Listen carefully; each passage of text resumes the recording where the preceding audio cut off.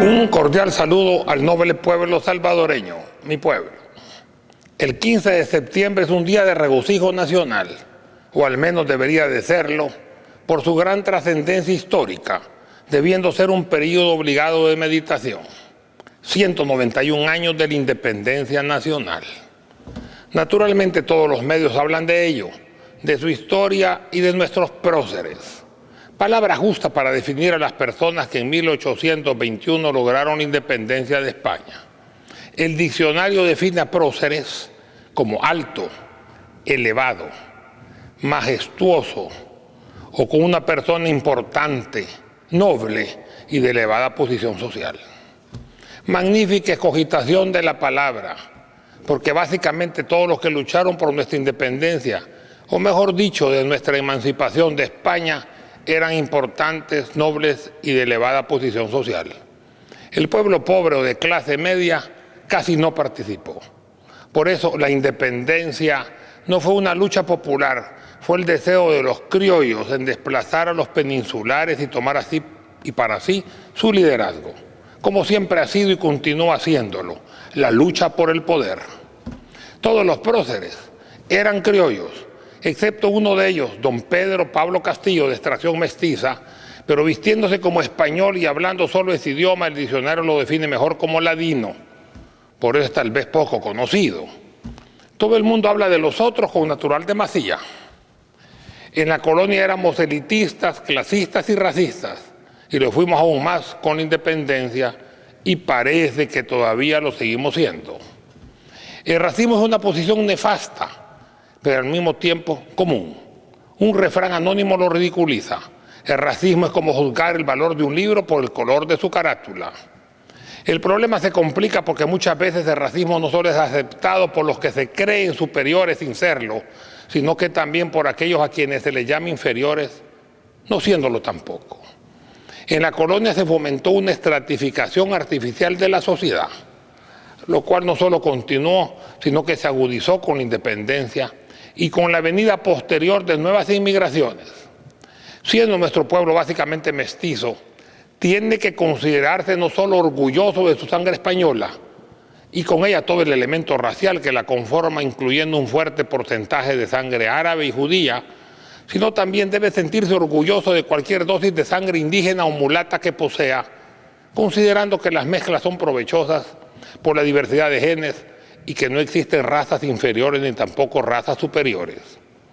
Si aceptáramos negativamente lo blanco como superior, estaríamos renunciando a nuestro elemento indígena y estaríamos aceptando la superioridad de alguien más blanco que nosotros. Esto se llama dependencia o incluso esclavitud mental, y de nada nos serviría la independencia de España, ni siquiera el esfuerzo de José Simeón Cañas exigiendo la emancipación de los esclavos. Que este 15 de septiembre de 2012 sea la fecha de la fortificación de nuestra autoestima y de nuestra independencia mental. La independencia política y económica vendrán después. Por otro lado, la independencia se define como la situación del individuo o Estado, etcétera, que goza de libertad y autonomía, o bien de la situación de una colectividad que no está sometida a la autoridad de otra. ¿Seremos así realmente independientes? O más bien este mundo internacionalmente comunicado y totalmente interdependiente, ¿nos podemos al menos conformar de que somos relativamente independientes? No podemos insistir en una independencia plena, lo que nos volvería solitarios o únicos en el mundo. Tenemos experiencia en serlo, claro, en situaciones no tan positivas, por cierto. Pero debemos definir que independencia es al menos actuar con identidad propia, sin nacionalismos extremos, pero también sin entreguismo servil. En su libro Escritos Políticos y Discursos, el doctor Juan José Arévalo, expresidente de Guatemala, manifestaba: el 15 de septiembre de 1821, como el resultado necesario de la efervescencia continental y para satisfacer aspiraciones largamente acariciadas por los criollos, esta colonia asume su propio gobierno a fin de convertirse en un país republicano. Tomaron el nombre de Provincias Unidas de Centroamérica y se consolidaron en un pacto general. Y más adelante agrega: pero los celos regionales casi lugareños de las zonas distantes que miraban con desagrado el predominio del Estado y de la ciudad de Guatemala, sembraron la idea del separatismo, explotada con fortuna por caudillos inferiores. Por otra parte, las guerras intensivas habían socavado la armonía y la unidad nacional y los estados empezaron a proclamar su independencia, consumándose el doloroso desmembramiento que acabó con la gran nación centroamericana para dejar 5 pequeñas repúblicas: Nicaragua, Honduras, Costa Rica, Guatemala y El Salvador, en el orden de su separación. El Salvador, último estado sobreviviente, se constituyó en república en enero de 1841. Amamos a nuestra patria y la sentimos grande y poderosa definitivamente porque es nuestra. Hablamos de nuestra independencia y respetamos su día. Apreciamos nuestros símbolos patrios, cantamos nuestro himno con amor y sentimiento porque somos salvadoreños y nos sentimos orgullosos de ser sus hijos. Respetamos a nuestros próceres y los consideramos héroes nacionales sin entrar en aclaraciones históricas anteriormente descritas. El 15 de septiembre es un día de regocijo nacional por su gran trascendencia histórica, pero aparte de ese júbilo y especial celebración, tiene que ser un día obligado de meditación. Tenemos que vibrar en coro por nuestra efemérides histórica, pero también tenemos que sopesar nuestra realidad y conocer nuestras limitaciones y proponernos metas de un futuro esperanzador. No solamente historia, sino que también destino. Tenemos que dejar de pensar con la cabeza de otros y dejar de aceptar paradigmas autoimpuestos o impedir que nos manipulen los que tienen el poder y los medios para hacerlo. 15 de septiembre en el 2012, 191 años del Día de la Independencia Patria de 1821. Siendo todos salvadoreños y reconociendo que todos somos iguales ante la ley, la de Dios y la de los hombres, no puede haber grupos dominantes ni grupos dominados. El Salvador es de todos. Debemos puntualizar en este día y recordarlas permanentemente las famosas palabras de un ilustre luchador de las libertades civiles: nadie se nos montará encima si no doblamos la espalda. O como dicen las Santas Escrituras, de rodillas únicamente ante Dios, de pie siempre ante los hombres. Nuestra salvadoreñidad nos refleja el crisol de la mezcla de razas y costumbres, pero también nos enseña el pasado y en alguna forma nuestro presente. ¿Quiénes somos? ¿De dónde venimos? ¿A dónde estamos?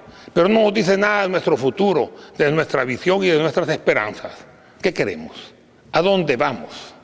Debemos comprender que los salvadoreños y salvadoreñas, indistintamente de la mezcla racial que se posea, el color de la piel, la condición económica, la tradición familiar y demás condiciones que nos diferencian dentro de esa unidad característica que es nuestra nacionalidad, ya que todos somos importantes y no debemos sentirnos inferiores a nadie. Debemos rechazar en nuestro país estos conceptos caducos que la sociedad se autoimpone, buscando en nosotros generalmente los diferentes al grupo dominante sus chivos expiatorios. Incluso muchas veces a las víctimas se las convierte en victimarios, pero se encuentra un justificativo: nacieron para servir, para sufrir o para ser esclavos. Y ahora que la esclavitud ha sido nominalmente suprimida, para ser dominados, que en la práctica sigue siendo lo mismo o a veces incluso peor. El racismo, sentirse superior por el color de la piel, generalmente entre más rubio y más blanco mejor. Y el clasismo, el que más tiene más vale. Y la nobleza, el mito de la sangre real y los plebeyos es algo que se mantiene vigente en las mentes de los dominantes. Y cosa extraña, por cierto, también en la mente de muchos de los sometidos. Estos, en vez de unirse, se estratifican aún más, clasificándose en superiores e inferiores entre ellos mismos. E incluso son los que por servilismo o dependencia se encargan por orden de sus patrones de denigrar a otros grupos señalados sin darse cuenta que ellos a su vez se encuentran también estigmatizados. Tenemos que mantener en alto nuestra autoestima y saber negociar con los poderosos. Tenemos que rehacer nuestro destino. Como individuos tenemos que pensar con nuestra cabeza y dejar de ser borregos y evitar que nos manipulen, sobre todo con esos paradigmas no demostrados y esas campañas de desinformación que se ven en el presente, tanto nacionales como internacionales, lo cual no es cosa reciente, sino que ha sido la tónica y sistema utilizado de tiempos inmemoriales. De esa forma también se ha cambiado la historia. Tenemos que lograr también nuestra independencia mental y sentirnos, además de nuestro El Salvador, orgullosos de hijos suyos, podernos llamar. Si mantenemos en alto nuestra autoestima y sabemos negociar con los poderosos, si podemos hacer lo que queremos y querer hacer lo que nos conviene, la patria entera estará dispuesta a la esperanza de ser reencontrada por sus hijos, hecha por ellos para sentirse propia. No basta nacer en ella, hay que hacerla, y tampoco basta desear morir en ella, hay que trabajar por ella y para ella mientras tengamos un aliento de vida. Tenemos que reconquistar a la patria, detener su deterioro y guiarla por nobles derroteros. Hay dos grandes eventos que complementan nuestra independencia histórica: la no anexión con México a finales de 1824 y la liberación de los esclavos el 31 de diciembre de 1823, ya que no puede haber independencia sin libertad. También debemos recordar un penoso y no muy conocido incidente. Luchamos por no ser anexados a México, pero no por una actitud de independencia, ya que añoramos en ese mismo tiempo ser absorbidos por los Estados Unidos. En efecto, en enero de 1822, a escasos meses de ser declarados independientes de España, se decretó en Guatemala la anexión de Centroamérica a México, con lo cual nuestra patria manifestó su desacuerdo, desatándose un conflicto armado. El 5 de diciembre de 1822, un recién formado Congreso salvadoreño, que había negado la anexión a México, decretó la anexión unilateral en nuestro país a los Estados Unidos de América. Manuel José Arce, junto a Juan Manuel Rodríguez, ambos próceres de la independencia salvadoreña, fueron a Washington a negociar el decreto de anexión. Seguimos nominalmente independientes simplemente porque Estados Unidos no nos quiso, ni siquiera regalados. Nuestros próceres ofrecieron a nuestro país en bandeja de plata, algo que continuamente seguimos haciendo, pero al menos en este momento nos rechazaron. También tenemos que saber negociar con los grandes y no enfrentarnos, aunque sea verbalmente, con países que necesitamos o podríamos obtener provecho de esa relación. No tenemos que tenerle miedo a nuestra relación amigable con países poderosos como los Estados Unidos o países medianos como Brasil o Venezuela.